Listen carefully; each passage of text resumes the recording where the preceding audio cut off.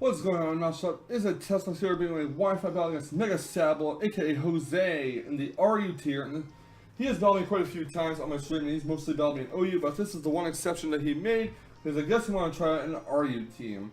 On my team, we have Jolteon here, we have Gramble, we have Hitmonlee, we have Miltank, we have Delphox, and we have Mantine.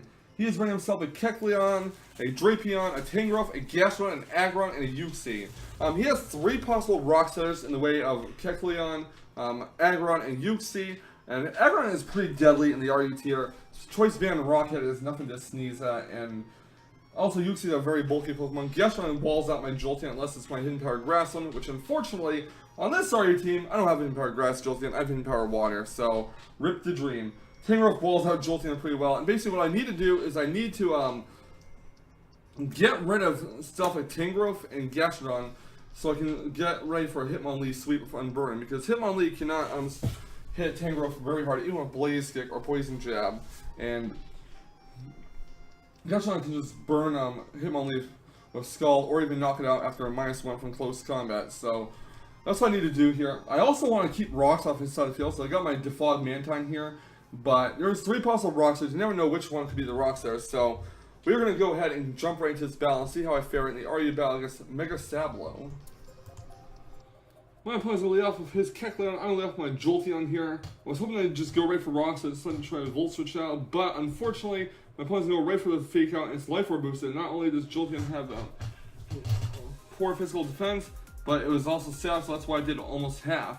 I'm going to Gramble, Hard Switch next, and get the Intimidate off on it, and my opponent is going to go for the Sucker Punch here, which will change its type into Dark because of play. But I'm going to Hard Switch Gramble out, going to Life Volt the Mantine because I'm predicting an Aggron switch, and he goes in a good game, the Aggron. So I'm going to go right for a Scald, hoping I burn it, because if I don't burn this Aggron, it's going to knock out my Mantine with a Head Smash. I get a crit and a burn, he goes to Head Smash, and even with a burn, that does well over 85%, and that is a lot of damage. Aggron suffers some burn. I'm going to withdraw Mantine and go right into Gramble. I'm not exactly sure why I didn't finish off his Aggron Skull since I outspit last time, but he's going to go for a Head Smash that does very little damage to my Gramble after the Intimidate. And I'm going to go for an Earthquake here, as my opponent's Aggron is going to go for a Heavy Slam. It's not going to do a whole hell of a lot though, and Aggron is going to get knocked out from this time, so a super effective Earthquake. So now Aggron is knocked out. My opponent is going to go, right after my Granule gets leftovers recovery, of course, my opponent is going to go right into Brittany the Drapion. And I wanted to go for Thunder Wave, but at the same time, I figured it would be safe to just go to Moo Moo, the Miltank. Drapion is going to go for a knockoff here, which knocks off my Miltank's leftovers. And he's going to try Brittany the Drapion and go into Wisdom the Uxie, as my Miltank does go for Bison. Side note, my Miltank's ability has not changed since when I had a draft league match like a month or so ago, so it's still thick fat, not scrappy. He goes to a U-turn predicting the switch out, and since my Delphox is in there, he's just switching in Brittany the Drapion. And I'm like, uh-oh.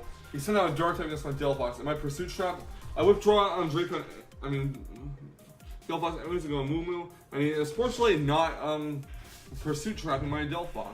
He goes for a Cross Poison at +2, which doesn't take out Miltank, won't be a 2-hit KO at that range. And I do go for a Body Slam with my Miltank, hoping to paralyze it, so I can at least set rocks without any worry.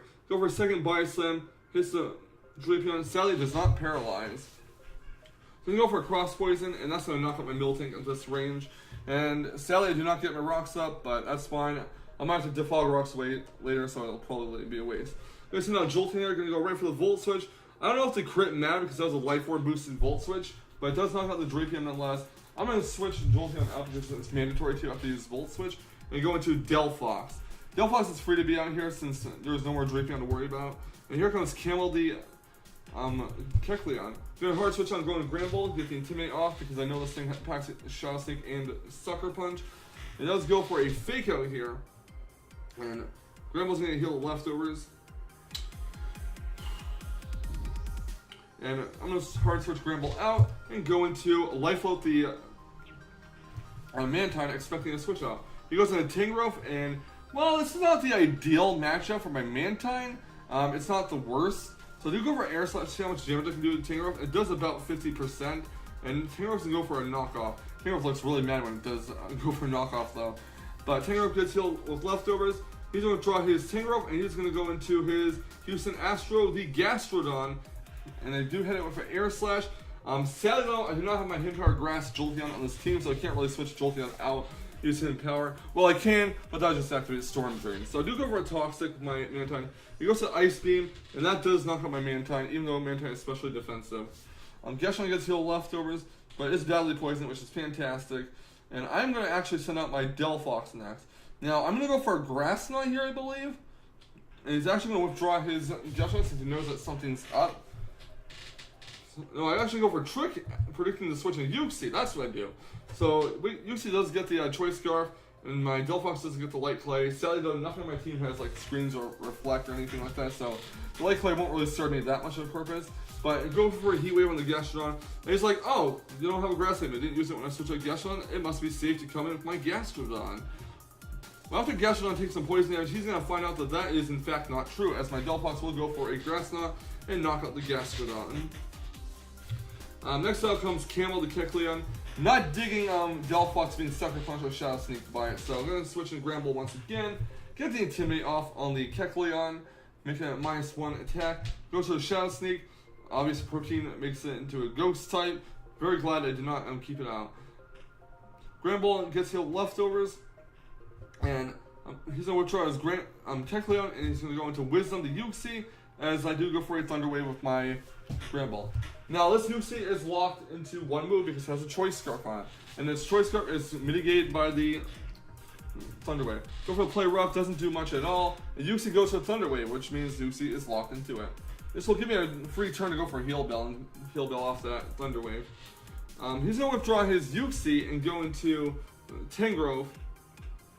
But I do go for Heal Bell, which chimes, and that turn was wasted, unfortunately, for my opponent. The Tangrowth gets healed leftovers. My Gramble gets healed leftovers as well. And he's going to go for a Sludge Bomb, which is actually kind of surprising to see Sludge Bomb on a Tangrowth. But sadly, my Gramble is poisoned now and at 8 HP, which means it's not going to live after this turn. So Gramble gets healed leftovers at 20 HP. Tangrowth gets healed leftovers as well. And Gramble is going to faint due to the poison. And next up comes my Delphox. I really want to knock out this Tangrowth. And I do go for Heat Wave, it misses, and Tangrowth goes for a knockout, which knocks out the Light Clay, which doesn't really matter that much.